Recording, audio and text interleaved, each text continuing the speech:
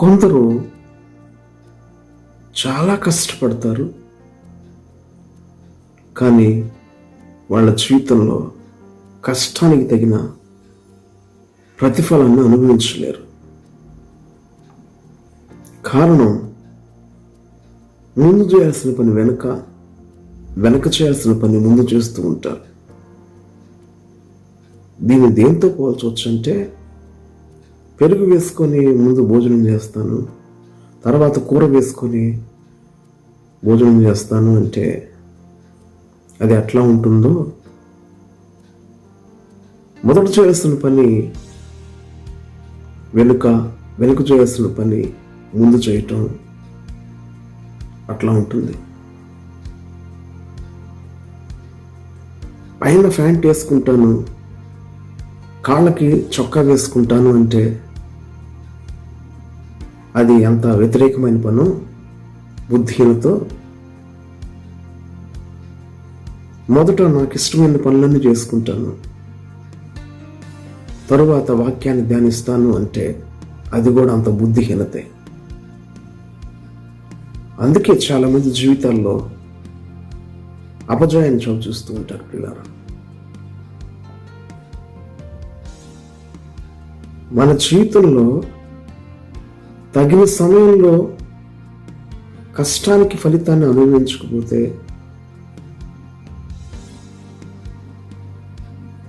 ఆ బాధ వర్ణించడానికి పదాలు చాలు.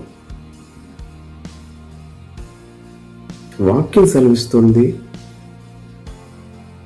తగిన కాలంలో ఫలమిచ్చు చెట్టు వలె అతను చేయనిదంతయు సఫలమవుతుంది అని. అంటే తగిన కాలంలో ఫలాన్ని ఇచ్చే చెట్టులాగా మనం ఉండాలని. మనం చేసే పని తగిన కాలంలో మనకు ఫలాన్ని ఇవ్వాలి అంట. Justice is delayed is justice is denied అంటే ఆలస్యంగా న్యాయం జరిగినప్పటికీ సకాలంలో అది జరగకపోవటాన్ని బట్టి మనం పొందాల్సిన ప్రయోజనం పొందలేం. యాక్సిడెంట్ అయిన ఒక వ్యక్తికి సకాలంలో వైద్యం అందకపోతే అతను ఎలా మరణిస్తాడో, సరైన సమయంలో మనం పడిన కష్టానికి ఫలితాన్ని పొందకపోవటం కూడా ప్రయోజనాన్ని మన జీవితంలో ఇవ్వలేకపోయారు. సీజనల్ ఫ్రూట్స్ అనుకుని ఉంటాయి, వాటికి డిమాండ్ ఎక్కువ. కారణం, ఆ యొక్క కాలంలో వచ్చే వ్యాధుల్ని నిర్మూలించగలిగిన రెసిస్టెన్స్ పవర్ ఆ పండ్లలో దొరుకుతుంది. ఉదాహరణకి ఆరెంజెస్ కొన్ని కాలాల్లోనే లభిస్తాయి.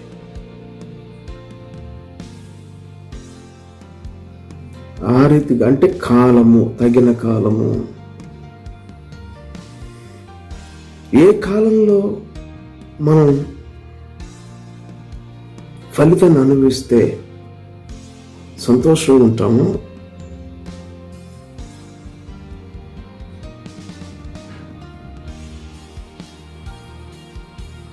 ఆ కాలంలోనే మనం ప్రయోజనాన్ని పొందాలని దేవుని వాక్యం మనం హెచ్చరిస్తోంది.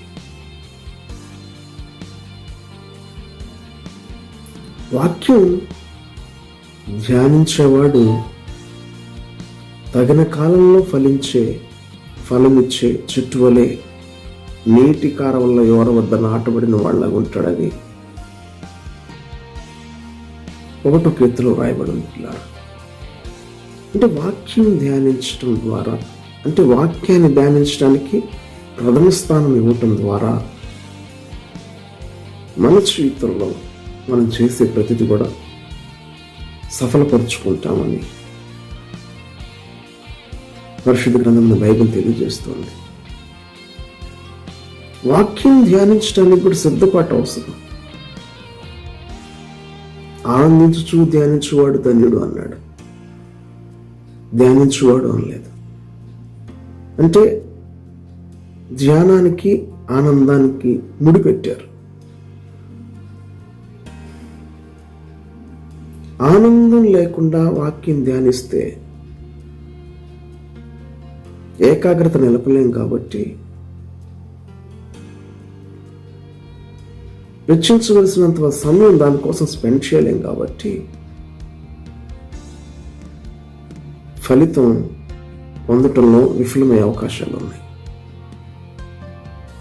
ఏ పని చేయాలని ఇంట్రెస్ట్ ముఖ్యం. అందుకే చాలా దేశాల్లో ప్రజలు చిన్ననాటి నుంచి బిడ్డలకి ఏ విషయాల మీద ఇంట్రెస్ట్ ఉందో తెలుసుకొని వాళ్ళని పరిశీలించి దానికి అనుకూలంగానే చిన్ననాటి నుంచి వాళ్ళు పెంచుతారు పిల్లలు. అందుకే సక్సెస్ రేటు ఆ దేశాల్లో ఎక్కువ ఉంటుంది. పిల్లలు కూడా తమకి ఇష్టమైన పని చేయటం ఆనందిస్తూ సంతోషంతో చేస్తారు కాబట్టి సక్సెస్ అనేది వాళ్ళ వెంట పడుతుంది. మరి ఆనందం ఎక్కడి నుంచి వస్తుంది?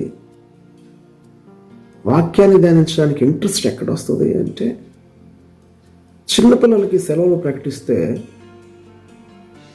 వాళ్ళ మనసులో ఉన్న ఆనందం ముఖంలోకి కొట్టొచ్చినట్టు తన్నుకొని బయటకు వస్తుంది. అంటే వాళ్ళకి తెలియకుండానే వాళ్ళకి ఇవ్వబోయేటువంటి ఆ సెలవులలో ఇచ్చే సమయాన్ని వాళ్ళకి ఇష్టమైన పనులన్నిటిని చేయటం ద్వారా వాళ్ళు ఎంత సంతోషించగలరో ఆలోచిస్తూ ఉంటారు. అమ్మమ్మ వాళ్ళ ఊళ్ళకి వెళ్ళటం కానీ, ఎగ్జిబిషన్స్కి వెళ్ళటం, లేకపోతే తమకి ఇష్టమైన ఏవైనా ఇన్స్ట్రుమెంట్స్ మ్యూజికల్ నేర్చుకోవటం, ఇట్లా సంథింగ్ వాళ్ళ మనసుకు నచ్చని నేను చేయబోతున్నాం, ఈ సెలవుల్లో సమయం అంతా వాడుకోబోతున్నాం అనే ఆలోచన వాళ్ళకి ఆనందాన్ని మోసుకొస్తుంది. అనౌన్స్ చేయగానే సెలవులు ఇక అని వాళ్ళు ఎంత సంతోషపడతారో, పట్టపగ్గాలు ఉండవు, లేగదొగల గంతులు వేసినట్టు గంతులు వేస్తూ ఉంటారు. నేను వాక్యం ధ్యానించేటప్పుడు కూడా అలాంటి సిద్ధపాటు కలిగి ఉండాలి. అలాంటి ఆనందంతో వాక్యం దగ్గరకు వెళ్ళాలి.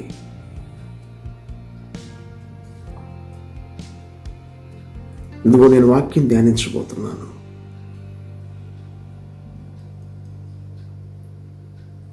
ఈ వాక్యం నా జ్ఞానాన్ని ఇస్తుంది, ఆ జ్ఞానంతో నేను ఏ పని చేసినా సరే సక్సెస్ అవుతాను అనే ఆలోచన ఆనందాన్ని మోసుకొని వస్తుంది. తేనె పట్టును పిండి తేనెని ఎట్ట బయటకు తీసుకొస్తాము. దేవుని వాక్యం నా జీవితంలో సక్సెస్ సాధించడానికి జ్ఞానం ఇస్తుంది అనే ఆలోచన మనకి ఆనందాన్ని మనకు తీసుకొని వస్తుంది. తేనె పట్టు లాంటి దేవుడు నా జ్ఞానం ఇస్తాడనే ఆలోచన పిండుకొని, దానిలోంచి ఆనందాన్ని పిండుకొని, ఆనందాన్ని ఆధారం చేసుకొని వాక్యం ధ్యానిస్తే, ఇంట్రెస్ట్తో వాక్యం ధ్యానిస్తే, పరిశుద్ధ గ్రంథమైన బైబిల్లో వివిధ భక్తులు ఏ విధంగా వాళ్ళ జీవితంలో అనేకమైన అనుభవాల మధ్యలో విజయాన్ని సాధించారో మనం తెలుసుకోవటం ద్వారా మనం కూడా విజయం సాధించగలం. యెహోషువతో దేవుడు మాట్లాడుతుంటున్నాడు, వాక్యము ధ్యానిస్తే, దేవరాత్రులు నువ్వు ధ్యానిస్తే ఖచ్చితంగా నీ మార్గాన్ని వర్ధిల్లింపు చేసుకుంటావని, నీ మార్గంలో తొట్టిల్లకుండా నడుస్తావని. అయితే వాక్యం ధ్యానించడానికి సిద్ధపాటు అవసరం. వాక్యం ధ్యానించడానికి ముందు ఎలా సిద్ధపడాలి అంటే, చేయాల్సిన పనులు కొన్ని, చేయకూడని కొన్ని పనులు 1వ కీర్తనలో రాయబడి ప్రియులారా. మొట్టమొదటి అంటున్నాడు, దుష్టుల ఆలోచన చొప్పున నడవక, అంటే నడవక. రెండోది కూర్చుండక,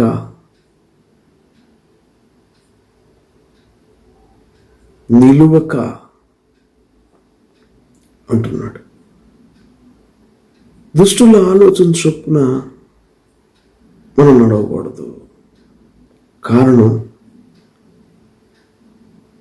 వాళ్ళ ఆలోచనలన్నీ అక్రమైనటువంటి మార్గాలలో సంతోషాన్ని ఎలా వెతుక్కోవాలో చెప్తా ఉంటే, అసత్యాన్ని ఆధారం చేసుకుని అభివృద్ధిని సాధించాలని బోధిస్తూ ఉంటుంది.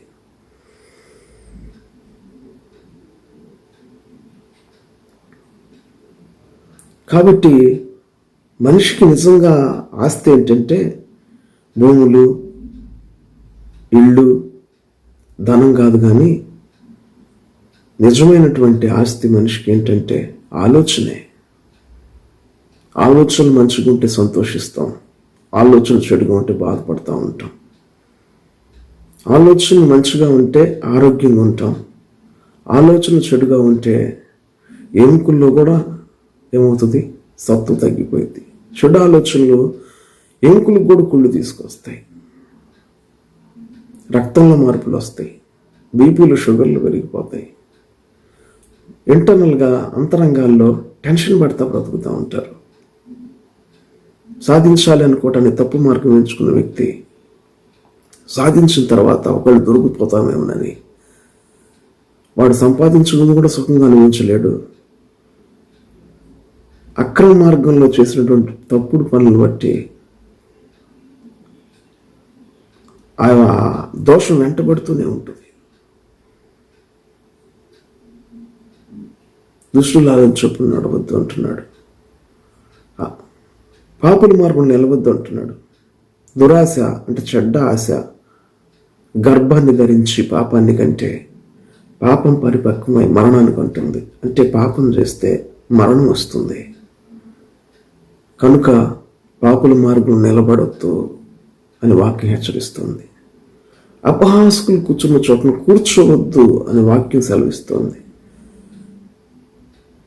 జలప్రళయం రాబోతుంది, ఈ భూమి అంతా నశించిపోతుంది, దేవుడు నశింప చేయబోతున్నాడు అని నోవహు ప్రకటిస్తూ ఉంటే వర్షం అంట ఎడతెగ కురుస్తుందంట. ఇంతవరకు మేము కంటితో చూడలా, మా పెద్దవాళ్ళు మొదలు చెప్పలా. మంచు భూమిలోంచి వచ్చి తడిపుతుంది తప్ప వర్షం పట్టడం ఏంటి? దేవుడు జ్ఞానం ప్రకటిస్తుంటే నోవాహు ఆ ప్రజలకి అది అపహాస్యంలాగా ఉంది, నవ్వులాటుగా ఉంది. వర్షం పడాలని కొండలకి వెళ్ళి ప్రార్థన చేద్దామని కొంతమంది చేతుల్లో గొడుగులు తీసుకోకుండా వెళ్ళారంట. వాళ్ళు చేసే ప్రార్థనకి వర్షం వస్తుంది, మళ్ళీ తిరిగి ఇంటికి వచ్చేటప్పుడు గొడుగులు కావాలని వాళ్ళు అనుకోవట్లేదు. అంటే వాళ్ళ ప్రార్థన మీద వాళ్ళు ఎంత నమ్మకం కలిగి ఉన్నారో, ఎంత అపహాస్యమో. గాల్లో దీపం పెట్టి దేవుడా అంటే కుదురుతుందా అన్నట్టు వాక్యం ధ్యానిస్తే, నిజాయితీగా బ్రతికితే మన జీవితంలో సఫలత వస్తుందా అంటూ వాళ్ళు నవ్వుతూ ఉంటారు. వాళ్ళ దగ్గర కూర్చోవద్దు. మరేం చేయాలి? వాక్యం ధ్యానించడానికి విలువైన సమయం వెచ్చించాలి ప్రియులారా. సంతోషంతో సమయాన్ని వెచ్చించాలి. ఎక్సర్సైజ్ చేసే ముందు వార్మప్ చేస్తాం, మంచి సంగీతాన్ని వినే ముందు సంగీత పరికరం ట్యూన్ చేస్తాం. అట్లానే మన మనసును కూడా సిద్ధపరచుకొని కొంత సమయాన్ని దేవుడి సన్నిధి కోసం, వాక్య ధ్యానం కోసం ప్రత్యేకించి ఆయన సన్నిధిలో సమయాన్ని గడిపి వాక్యం ఇచ్చే జ్ఞానాన్ని పొందుకొని మొదటి స్థానం దేవుని వాక్యం ధ్యానించడానికి ఇచ్చి తరువాత మన పనులు చేసుకోగలిగితే తగిన కాలంలో ఫలమిచ్చే చెట్టులాగా నీవు నేను ఉంటాం. కారణం, నీటి కారంలో ఎవరి వద్ద నాటబడ్డాం మనం. నీళ్లు పారుతూనే ఉంటాయి, దేవుని జ్ఞానం మనలో ప్రవహిస్తూనే ఉంటుంది. కూర్చొని ఏం చేద్దామా, పైకి ఎదగటానికి ఆలోచించుకోవాల్సిన అవసరంలా. నీళ్ల కాలం వద్ద కూర్చొని ఎవడు ఒక గ్లాసు నీళ్లు తాగటం కోసం ఆలోచించడు. నీళ్ళు అక్కడ పారుతూనే ఉన్నాయి. దేవుని వాక్యం ధ్యానించినప్పుడు మనసులో దేవుని జ్ఞానం పారుతూ ఉంటే, ఇప్పుడు ఏం చేస్తే నా జీవితంలో విజయం వస్తుందని కూర్చొని ఆలోచించుకున్నంత అవసరం లేదు. ఎవరినో కన్సల్ట్ అవ్వాల్సిన నెసిటీ లేదు, అనుభవం నాకు లేదే అని బాధపడాల్సిన అవసరం లేదు. ఒక మనిషిని సృష్టించిన దేవుడు ఆ వ్యక్తి ఆనందించడానికి ఏ పద్ధతులు అనుసరించాలో మహాజ్ఞాని అనే దేవుడు తన జ్ఞానాన్ని వాక్య రూపంలో వెలుగుగా మన జీవితాలకి, మన త్రోవకి వెలుగుగా తొట్టిల్లకుండా ముందుకెళ్ళటానికి వాక్యాన్ని మనకిచ్చాడు ప్రియులారా. కనుక వాక్యం ధ్యానిద్దాం, మొదటి స్థానం వాక్యం ధ్యానించడానికి ఇద్దాం. మన జీవితంలో చేసే ప్రతి పనిని సఫలం చేసుకుందాం. అట్టి కృప దేవుడు మనకు అనుగ్రహించును గాక. ఆమేన్.